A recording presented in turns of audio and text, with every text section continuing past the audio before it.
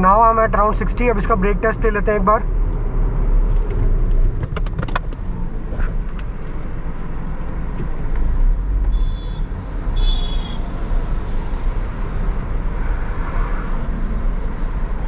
मेरा फ़ोन उड़ के गिर गया नीचे, but brake was pretty good. Hey everyone, welcome back to the channel guys, this is Mayank and आज मैं आप लोगों को एक ओनरशिप रिव्यू देना चाहता हूँ अपनी टाटा टियागो XZA का। सो गाइस, ये 2017 मॉडल है एंड इसको अराउंड 4 इयर्स हो चुके हैं और ये चली है अराउंड 15,000 किलोमीटर्स, जो कि काफ़ी कम है, बट या दैट्स दैट। तो चलिए फिर इसका ओनरशिप रिव्यू शुरू करते हैं। तो गाइस फिर शुरू करते हैं इसके इंजन बे से। इसमें आपको 2000 years later.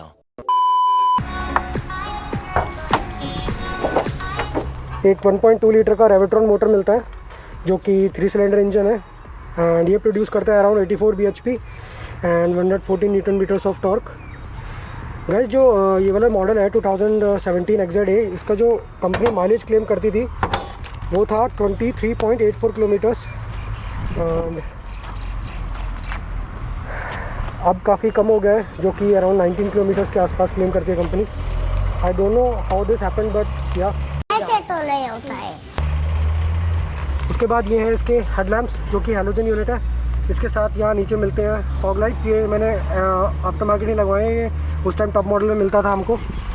उसके बाद साइड लुक पे चलते हैं। तो इसमें गाइस आते हैं 14 इंच के व्हील्स और इसमें अलग लुक के आते थे। अलॉय व्हील्स जो मैंने चेंज करे हैं वो सिल्वरिश टाइप काइंड ऑफ थे, तो मुझे वो अच्छे नहीं लगे, so I upgraded this to this machine black alloy wheels.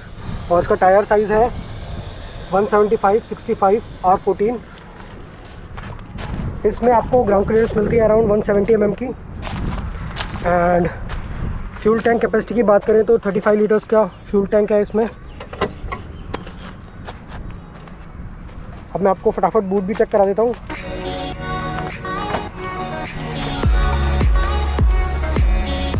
तो इसमें जो हमें बूट मिलती है वो मिलती है 242 लीटर्स की। अगर उसको आज के टाइम पे कंपेयर करें स्विफ्ट से, तो स्विफ्ट में अराउंड 268 लीटर्स की बूट स्पेस मिलती है एंड ग्रेनाइट एंड नियोस में भी कुछ इतनी ही बूट स्पेस है। और ये एक सेगमेंट ऊपर वाली कैटेगरी से कंपेयर कर रहा हूँ मैं इसको। एक्चुअली इसी कैटेगरी में सैंट्रो या फिर आपकी सिलेरियो आती है। तो ये इसका स्पेयर व्हील, एंड अच्छी बात ये है कि इसका स्पेयर व्हील भी सेम साइज़ का है, जैसे कि आप देख पा रहे होंगे 175/65 R14।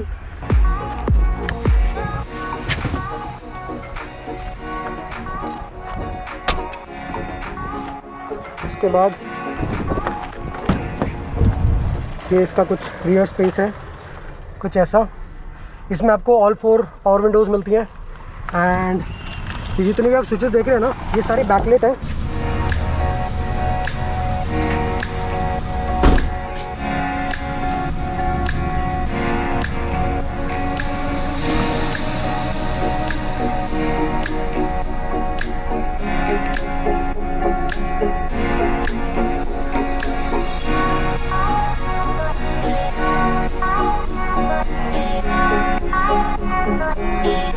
ड्राइवर 1 टच डाउन है, 1 टच अप नहीं है गाइस, सिर्फ डाउन है।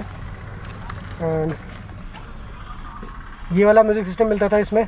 टच स्क्रीन यूनिट नहीं है, बट इसके अंदर हारमन के 4 स्पीकर्स एंड 4 ट्विटर्स आते हैं और बहुत अमेजिंग साउंड क्वालिटी है इनकी। ये बड़ी अच्छी बात कही आप।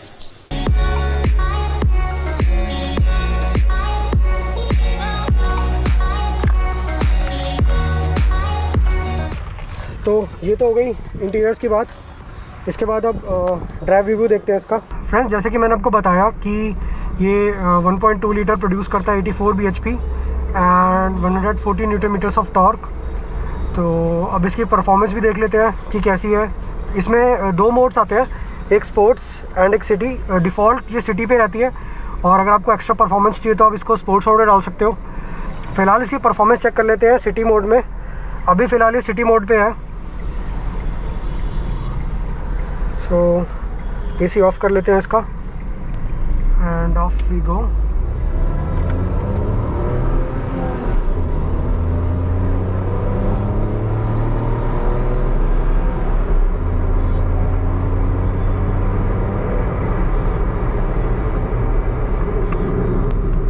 सो बेसिकली गाइस जो इसमें गियर बॉक्स यूज़ करा हुआ है ना वो AMT गियर बॉक्स है, जो कि फिएट सोर्स्ड है मैग्नेटे मेरिले के नाम से। और ये ना gear box same gear box Hyundai भी यूज़ करता है और टाटा भी यूज़ करता है एंड मारुति भी यही सेम गियर बॉक्स यूज़ करता है। बट जो Hyundai वालों ने जो इसके अंदर एक्चुएटर्स लगा रखे हैं ना वो इलेक्ट्रिक है।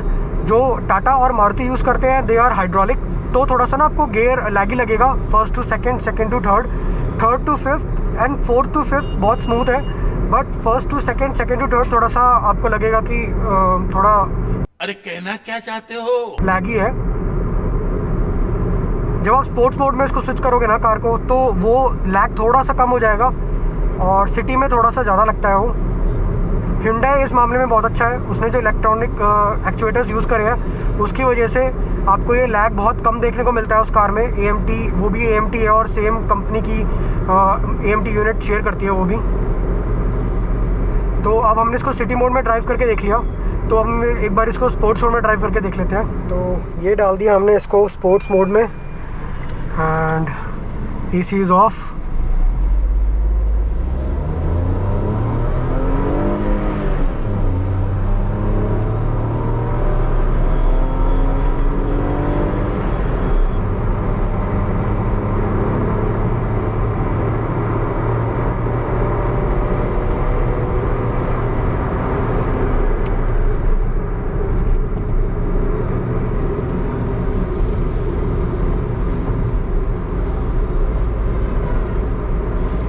तो कुछ ऐसी परफॉर्मेंस थी इसकी स्पोर्ट्स मोड में।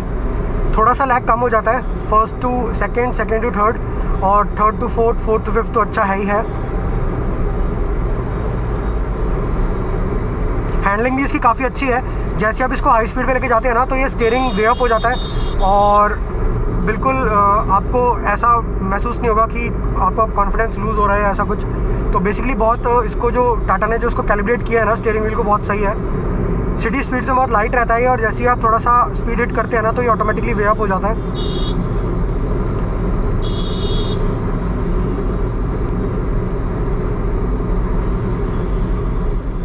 अब गाइस आप इसके निडल पे ध्यान रखना। इसके जो निडल है ना वो जैसे ही 5000 RPM को क्रॉस करेगी वो रेड हो जाएगी। ये एक बहुत यूनिक सा फीचर है इस कार का जो कि आपको एक्सपेंसिव कार्स में देखने को मिलता है।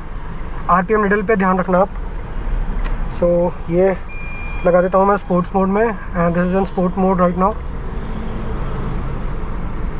And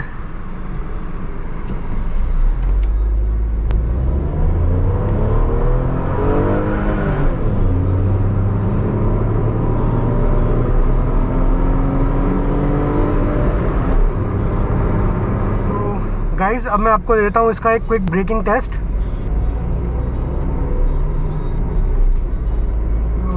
Right now I'm at 60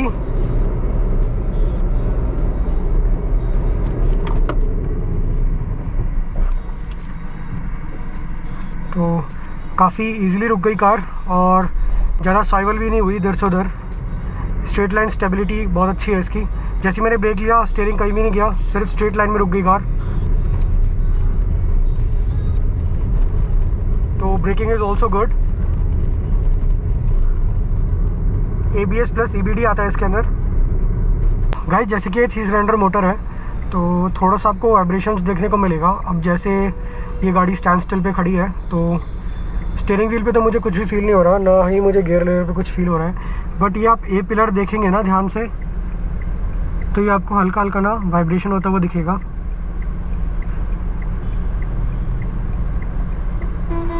और वो हर 3 सिलेंडर मोटर के साथ यही पंगा है कि थोड़ा बहुत वाइब्रेशंस तो आपको मिलते ही मिलते हैं। So it's like a free gift with the 3 cylinder motor.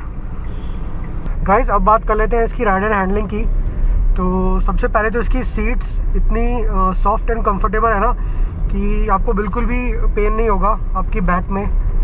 और बहुत ही कंफर्टेबल सीट्स हैं ये आपको हग कर लेती हैं और आप एक तरह से ना सिंक इन हो जाते हो सीट्स में, इतनी सॉफ्ट है। हाँ ये कर लो पहले। तो आपको ना जब आप ड्राइव करते हो तो आपको ज़्यादा इधर उधर मूवमेंट भी नहीं होता आपका। और अब इसका सस्पेंशन सेटअप जो है वो इतना बढ़िया है कि जो 2 सेगमेंट ऊपर जो कार्स आती है ना इससे 3 सेगमेंट ऊपर, उनसे भी बेटर इसका सस्पेंशन सेटअप है। मतलब सारे बम्प्स और पॉट होल्स को एब्जॉर्ब कर लेता है। अगर हम बात करें जैसे कि कई कार्स में ऐसा होता है, इतना हार्ड सेटअप दे दिया जाता है कि वो पीछे वाला जो बंदा बैठा होता है ना, वो लिटरली जंप करता रहता है अपनी सीट में, इतना हार्ड सस्पेंशन दे दिया जाता है। कई ऊपर लेवल की सेगमेंट की कार्स में भी ये प्रॉब्लम है, बट इसका इतना सॉर्टेड आउट है, ना ज़्यादा हार्ड है ना ज़्यादा सॉफ्ट है, इंटरमीडिएट है, और आपको ना बिल्कुल भी प्रॉब्लम नहीं होगी। चाहे आप इसको बम्प्स में ले जाओ, गड्ढों में ले जाओ, स्पीड ब्रेकर्स में से निकालना हो, तो टाटा की कार्स की ना सस्पेंशन सेटअप बहुत अच्छा होता है। कोई भी कार ले लो आप, नेक्सॉन ले लो या फिर आप टिगोर ले लो, इनका सस्पेंशन सेटअप में तो टाटा नंबर 1 है। जैसे कि यहाँ गड्ढे हैं तो मतलब आप ना इजीली यहाँ से निकाल सकते हो, तेज़ स्पीड में भी इतनी कोई खास प्रॉब्लम नहीं आएगी आपको। जैसे अगर ऐसी रोड्स मिल जाती हैं आपको और जहाँ बहुत गड्ढे वड्ढे हैं, तो आप इजीली ऐसी सड़क पे से निकाल सकते हो अपनी कार को बिना स्लो डाउन करे। ये देखो, ये बहुत इजीली सारे बम्प्स ले लेती है।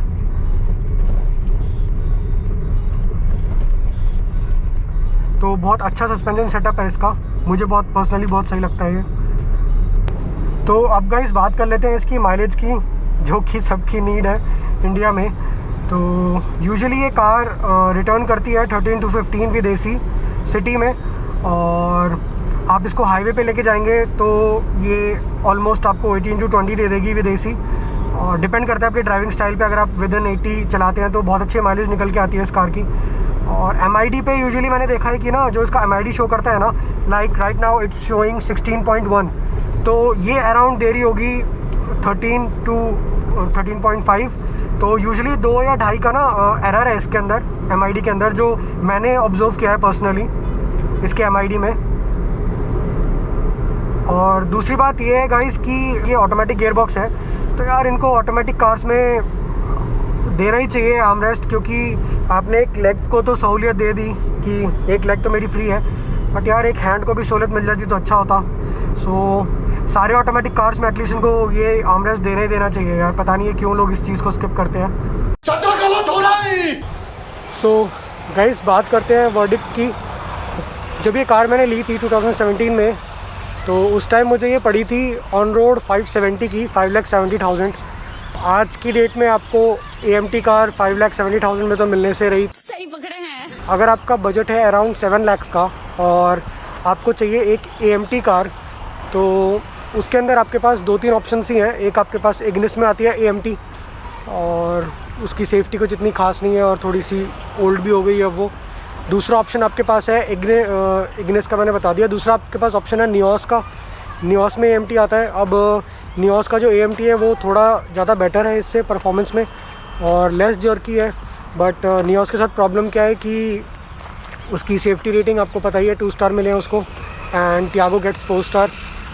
और दूसरी बात, थोड़ी एक्सपेंसिव भी है नियोस। और अगर मेरी बात की जाए, अगर मुझे एक आज की डेट में AMT कार लेनी होती, तो I personally would have gone with the Tata Punch तुम मेरा दुश्मन हो। एडवेंचर AMT, क्योंकि मुझे सबसे ज़्यादा वैल्यू फॉर मनी वेरिएंट लगता है उसका एडवेंचर वेरिएंट।